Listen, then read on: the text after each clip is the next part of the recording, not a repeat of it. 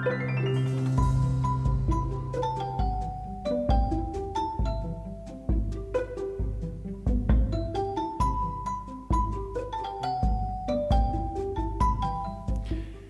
everyone, and welcome to the Switch Statement Podcast.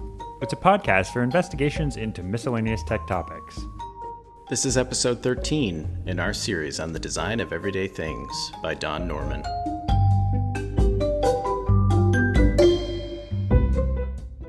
Hey, John. How's it going? Hey, Matt, how are you? I'm doing all right. Do you think that we will turn into robots soon? I am very excited for the technical fusing of humans and technology. I am stoked. I would put metal into my brain right now. Today. Dude, call up Elon. I think he'll do it. Yeah, just not Elon. I feel like I would rather have like Peter Stormare from Minority Report put something in my brain than sorry, that was a really weird reference.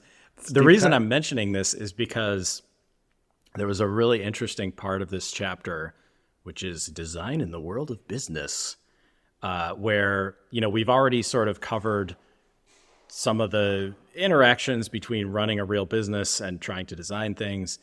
And now we're going to talk about, you know, kind of the responsibility of design, how humans and culture interacts with design. And something he talks about is the pace of technology versus the pace of culture. Mm-hmm.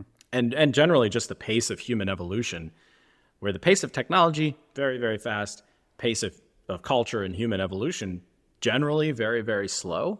Right. But I thought this was interesting because I think we might be entering an age, maybe in the next few decades, where the actual pace of human evolution is going to almost be like industrial era-ized, where we're going to be like putting little chips in our brain. Modules. And kind of, yeah, we're going to be like in the Matrix. Upgrade, human cognition 2.0. Exactly. This is very interesting. I wanted to get back to a point that you said, and now I'm forgetting what that point was. Human evolution, culture, slow-moving culture. Yeah. Okay, so actually the point that maybe this is a point for later because it's about his book. Maybe yeah. I'll see if it. I found that section to be hilarious, by the way. One of the things that was very interesting to me about this section is he wrote this book originally, or The Psychology of Everyday Things, in 1988. Mm-hmm. And I'm sure if you wanted to, you could buy the original book and read it, and I'm sure there's like a lot of value to that book. In the early 2000s, I don't know exactly what year it was, but he spent a tremendous amount of time to make a virtual copy of his book. Yeah. He paid like a ton of people. It was incredibly expensive. It's impossible to consume. Like there's no computer in the world that could run that right now. I mean, maybe you could boot up an old version of like Mac OS or something to run it. And it was just crazy because it just makes me think about the like fragility of technology. Yeah. Because if you're building something that's based off of something that hasn't existed for very long, there's a much higher likelihood that like it's not gonna exist for very long. And, so it just makes me think about like the durability of anything, Yeah. No, absolutely. I mean, we need to be burning everything to Ruby disk drives and putting it in like a Scandinavian seed bank 10,000 feet underground. Well, this is what I'm saying. It's like write everything down. Like I have this remarkable, but it's mostly just, written. But I'm thinking I want to like just print it out. You know what I mean? Just have paper copies of these things because like, who knows? Like this thing might die. I might lose access to it. But like, if you have it as this paper written word, like I don't know. It's never gonna go, like, it's never gonna become like inaccessible. Right. But you'll just have a closet filled with papers. You need a good filing system. Yes. I thought that section with the book was hilarious, though, where Why he is was, that? first of all, just like basically the way it worked, or I don't know, you can correct me if I'm wrong, because I might be misremembering a little bit, but it was like you could read the book in digital form. You could flip through the pages or whatever. It's kind of like like a Kindle almost. But then if you like didn't understand a section, Don Norman himself would pop up in the corner. He would kind of like peel back the page and pop up and like describe it to you or offer, little anecdotes or something. If he detects misunderstanding, it's like, no, that's a signifier. And then he just kind of like, he's like a little troll that like pops out. Yeah, he'll pop out, like rattle on about doorknobs for 25 minutes and then go back into his little hidey hole. Dude, I would pay for that. Like, honestly, I think it would be very entertaining to talk with Don Norman. I'm sure he could just ramble for an infinite amount of time about doors. Him and Jesse Shell, I want them to have like a little anecdote battle where they just go back and forth and like, I don't know, quote Cicero and just talk about weird shit. I think that'd be really interesting. Jesse Shell's quote game would be way, way stronger. No, Jesse Shell's quote game was utterly amazing, off the charts. Point. Like, I was a really big fan of Martin Fowler's quote game because I think I'm just partial to like engineering quotes. They always sound hilarious to me. But yeah, I think Jesse Shell has him beat. He just has a much wider variety. The breadth. Yeah, the breadth. But going back to what I thought was so funny about the digital book thing is he basically blamed technology for the failure of that book. Like his claim was like, technology hadn't caught up to my idea yet. Like my idea was ahead of its time, basically.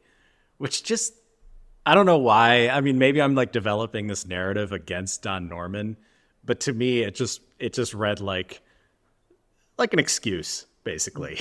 I tried to build this product, it failed. And he's just making an excuse. These podcasts are basically one long character assassination on Don Norman. I know, which I feel bad about because I do like this book. I really do. He like, I don't want it to be mistaken that we both have a lot of respect for Don Norman, and like vast majority of this book is really valuable. Absolutely. I think it's more fun to poke fun. Oh, sorry.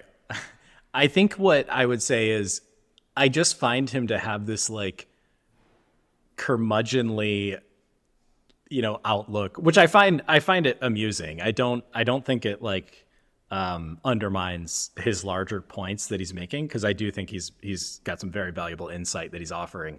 But he also just has this like, Clint Eastwood from Gran Torino type thing that I just enjoy. So it's not that I'm making fun of him. I'm just enjoying his material. But talking about the future of books, I mean, obviously, so this book was written in 2013, if I'm not mistaken. And so obviously he couldn't have known at the time how good chat agents would become. Yeah. And I do think that the future of books is actually newly very interesting, because especially something that's attempting to teach you, like, can you sell someone like an AI agent that has been really trained on the contents of a book, and then more so, it's like, you can, with an AI agent, like now you're free to have like a vastly larger pool of text. Like when you write a book, it's like you have to decide things to put in or not put in, what have you. But you can almost have like a storyteller, and then like you could go on tangents if the person who is interacting with the storyteller has a question or wants to, and like that seems like amazing. And it actually goes back to his reference to Socrates, where he was kind of using. So just to explain, Socrates is like if if all of your knowledge is written down, like you're not going to be able to debate this person, which I think is an interesting idea. But like obviously, his viewpoint wasn't the one that ultimately won in society. But I almost think it's kind of coming back around because obviously, like it would be like if you could have a book that could debate you, like that would be better. But we just haven't had the technology until now. Yeah. Yeah, I think actually one of the more prescient things in this book is the end of this chapter where Don Norman talks about the rise of the small. And, he spends a lot of this chapter talking about how humans are tool users. We're just not good on our own. We don't have claws. We don't have sharp teeth. So we have to develop tools, spears, axes, and that's how we have always operated. Humans have just always been tool users. And the rise of the small is basically this concept where, it used to take teams of designers and teams of manufacturers and like material experts in order to come up with even trivial products. You want a Pyrex beaker? Oh, that takes 100 people and like huge technological innovations. But these days, we have LLMs. We have all sorts of technologies where you can basically on your own act as what used to be a team of people. It's like, do you need a designer? Maybe not. Maybe you can just use some AI image generator and give it prompts. Like I have no artistic skill whatsoever, but maybe I can just use AI imagery for my next video game project. If you're not a programmer, maybe you can use an LLM to like fill that need for you. Like maybe you're a designer who wants to build a video game. So yeah, I thought this section on the rise of the small was kind of especially true today, given the rise of these AIs.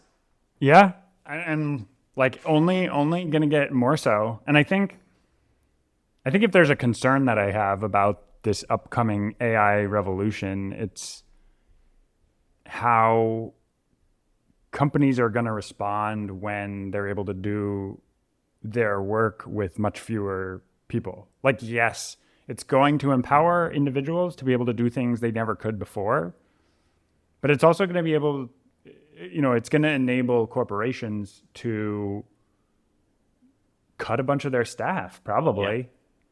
So, I'm curious how that will all shake out.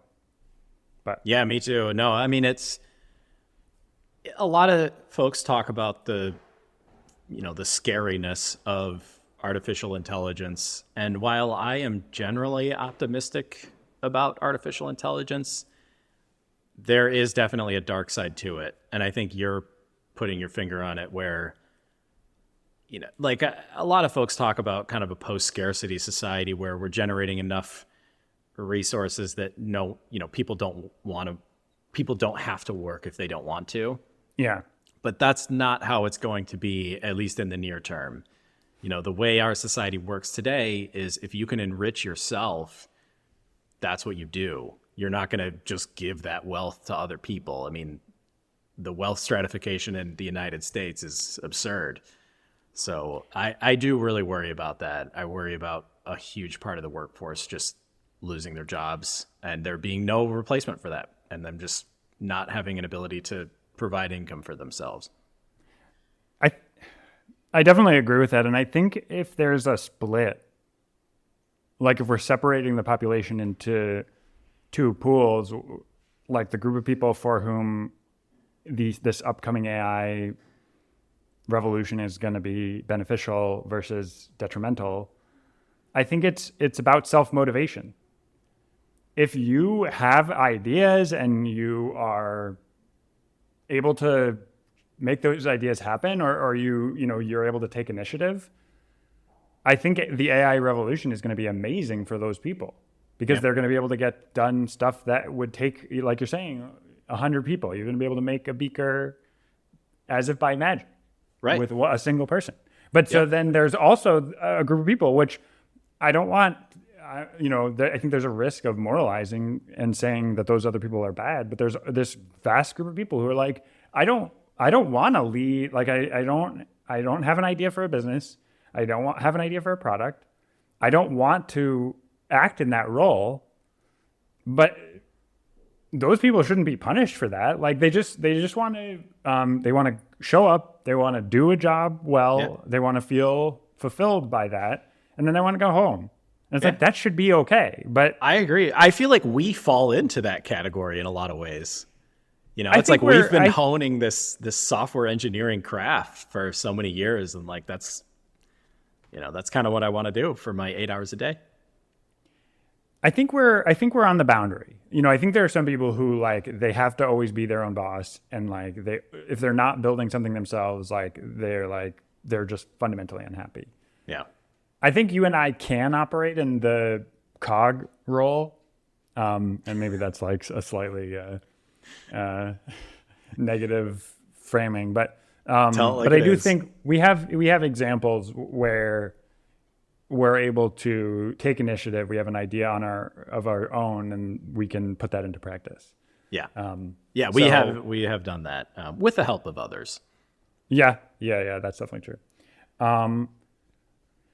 So, was there anything else that you wanted to talk about in this chapter? There was one part I thought was interesting, and yeah, we've really jumped around in this chapter, which is largely my fault. But there was a part where he talks about the best human plus the best computer. I really struggled to get that one out.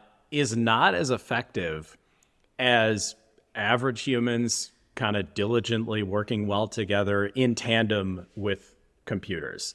You know, like he talked about Garry Kasparov versus Deep Blue, which is like this famous chess match where Garry Kasparov got beaten. It's the first time a computer beat a chess master. And he just talked about how like it's not necessarily, you don't necessarily need geniuses, and you don't necessarily need this extremely powerful computing power.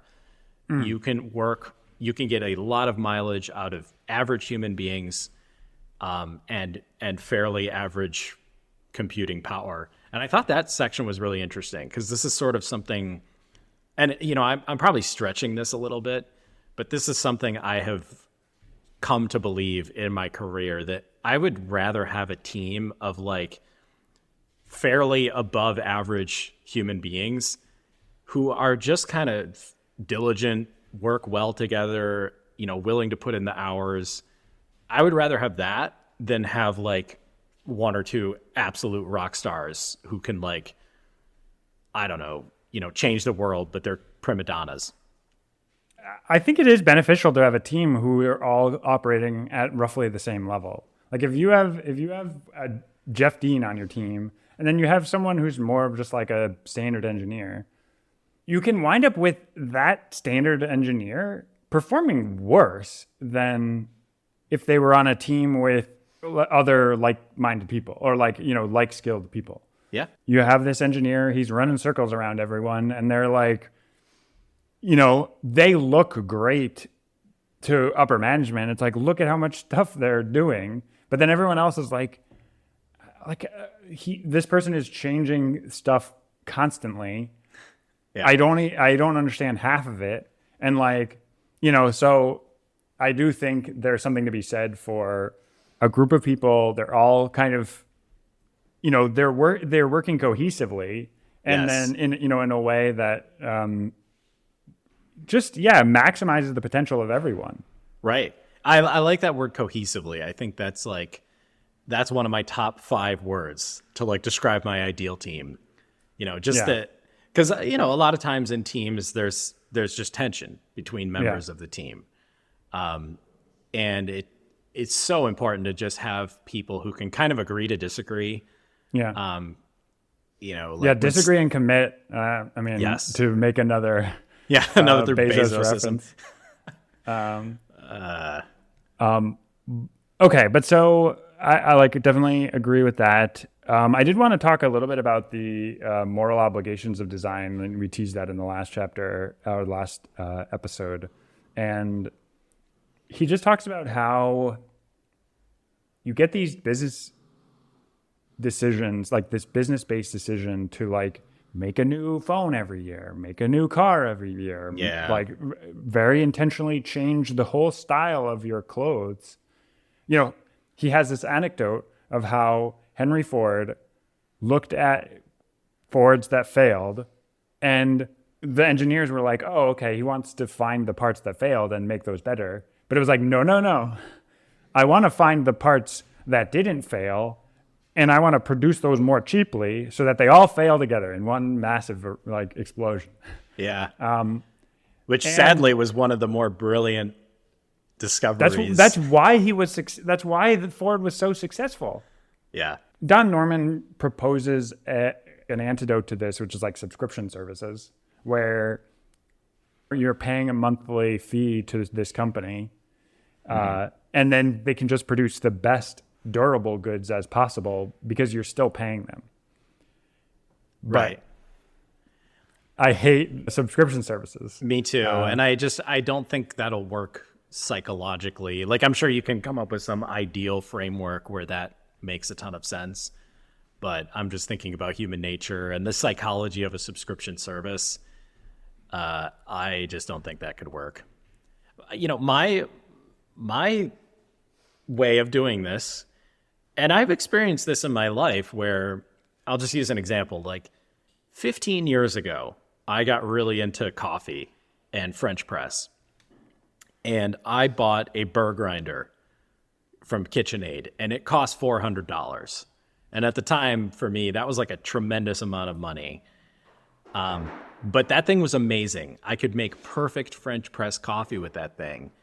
And that thing worked. I literally just threw that thing away like 3 months ago because it finally broke after 15 years of service.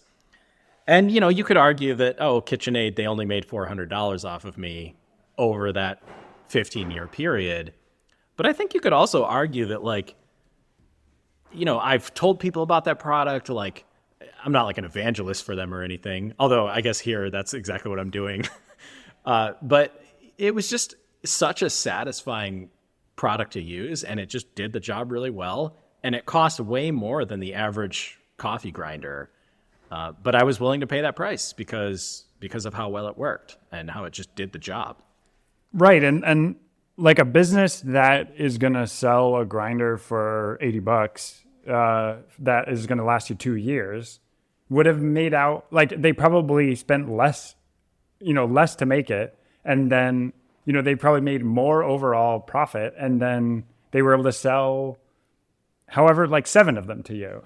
Yeah, exactly. So yeah, I just, I don't know. I don't have a good answer to that. It's like, I'm basically just lamenting, that, like, cause I don't believe in, you know, I think there are some people who they're like, well, this is wrong. And it's like, yeah, like, I don't disagree that it's wrong, but it's also kind of a game theory outcome. And I generally, like, I don't believe in attempting to, like, force you just like if you try to make a law, like, oh, you're not allowed to make products that fail earlier than they should. You know, it's like, that's ridiculous and unenforceable. And, like, I feel like a lot of legislation kind of smacks of that, where it's like, it just is attempting to be like, game theory be damned, force you to do something. You really need to change the rules of the game so that, so that the optimization aligns with what is best for the environment and what have you. Right. Well, this is why I am a huge fan of, you know, incentivizing good environmental practices, which can be done through legislation. You know, like, you literally charge companies for their carbon output. Like, this is what's, you know, in economics, they call it an externality, where, you know, your company, like Chevron, operating in South America or whatever, is just literally destroying the entire ecosystem of the Amazon River, and nobody cares because they're not being charged for it. Well, if the U.S. government had charged them $15 billion for those damages, which, if you're really looking at it, they probably amounted to way more than that in the grand scheme of things, Chevron would have been a lot more hesitant to do those things. So the key is just putting in place legislation that charges companies for the damage that they are causing to the environment. And I'm even okay with things like carbon offsets, where companies can pay for each other. You know, like if there's some company that's like Tesla is producing cars, but they don't have a large carbon footprint, so they are able to sell that carbon footprint to other companies. I'm even okay with that because I feel like that allows change to be more incremental. But yeah, I think we should cap and trade. exactly. So I think we should be putting this type of legislation in place because it's just the way our system works. Like unless companies are incentivized to do the right thing, they're just not going to. I think it is a really tricky problem. And, a lot of smarter people than I have attempted to come up with a system that, these companies just find a way to immediately circumvent. Right. I think there's a viewpoint which is like the problem is capitalism itself, and then which I don't fundamentally disagree. I think my concern is that like the alternative, the absolute outcome of the alternative would be worse, frankly. It's also it's not taking into account enough nuance of the situation. Or just like the reality. It's like, okay, well, this is what we have right now. Right, exactly. And actually, maybe this comes back full circle where it's like the radical versus incremental, it's like, there might be a better system, but is it worth it to like destroy the system that we have and bet on this unproven other system that will almost certainly have its own faults? Right. So, all right. Well, I didn't have anything else. Were there any other good nuggets? I think on that note, now that we are letting Skynet take over the world, I think that's a good note to end the podcast on. As long as we become Skynet, there's no problem. Yeah, as long as Skynet's got its tendrils in me and I'm jacked in, I'm good. Yeah. It doesn't need to be real. Like the guy eating the steak in the Matrix, like I'm fine with that. I'm fine with he was probably enjoying that. He looked happy. I for one can't wait to just synthesize any reality that I want to, and I'll just be a battery for the robots. That's easy. I mean, you don't even have to do anything. You're literally just in the chamber sleeping. That's fine. Although I don't know. I mean, Keanu Reeves was working at some stupid job in the Matrix, which is like robots. Right. Like, I don't know, give me something good to do. Like why? Yeah, exactly. Like that whole why doesn't everyone just have their own reality where they are the king of the universe? Exactly. That's how it should be. Yeah. Yeah. All right. Let's wrap it there because we're going off the deep end. Well, this is the last episode in this series. I think we have an idea about what we want to do next. I don't know if we know exactly. Do you want to we're going to get real nerdy. We're going to read some white papers. We're going to lose our 6 listeners. What is a white listeners. Paper? Isn't most paper white? Some paper is pink. I've seen pink paper. Oh, no, that's a bad sign, I think. Pink slip? Wait, is that pink slip is like when that transfers the ownership of a car, right? Or you're in trouble with the principal of a school. Oh, okay. So we're going to talk about paper. Is that what we're like? Yep. We're talking about paper. We're talking about white papers, which in particular, I think we said we were going to read Attention is All You Need, which is a pretty famous white paper in the world of computer science that discusses this concept of attention, which I don't know what it is yet because I haven't read the white paper, but it's part of what makes these LLMs so powerful. It's basically a component of a neural network that enables a large language model to focus on the right words of a sentence in order to make the model more powerful. And that description is probably inaccurate, but we are going to read the white paper and correct it. Fantastic. All right. Well, I will see you there, John.